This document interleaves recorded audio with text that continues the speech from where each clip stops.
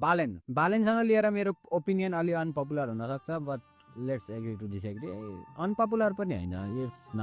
it's a popular opinion now बालेनको लागि सबैभन्दा ठुलो कुरा हो बालेनको इगो यो सबै नेताहरूको लागि हो तिनीहरूको लाडोको ग्यारेन्टी चाहिँ म दिन सक्दिनँ तर इगो चाहिँ ठुलै हुन्छ नेताको बालेनको इगोको बारेमा हामीले सिंहदरबार जलाइदिन्छ गरेको बेला थाहा पाएकै हो if you forget the context I made a video मैले एक्चुअल कुरा त कभर नगरेको हुनसक्छ किनभने म हुँ so but still you will remember what happen go and watch the video मेरो भ्युज पनि गर्छ त्यो बेबी कुरा हो र एक्चुअलमै सिंहदरबार जलाउनुमा हुन सक्छ बालेनको हात छ I'm just being open to possibility त्यसमा केही प्रब्लम छैन सिंहदरबार जल्दा मजै आउँदो रहेछ म त फेरि बनाऊँ फेरि जलाऊँ भन्नेमा हो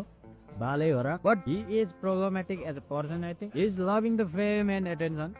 हु डजन्ट सेलिब्रेटी भएको छ अहिले बालेन दाइ एन्ड डोन्ट फर्गेट एउटा पनि इन्टरभ्यू छैन यो मेयर भएपछि आइदर हिज अ कावर्ड आफूले चुनावमा गरेका प्रमिसहरू पुरा गर्न नसकेर मान्छेलाई फेस गर्न उसलाई डर लागिरहेछ या सकिरहेको छैन और आफूलाई खतरै सम्झिन्छ कसैलाई लायक नै सम्झिँदैन उसँग फेस टु फेस कुरा गर्न अब चुनावमा त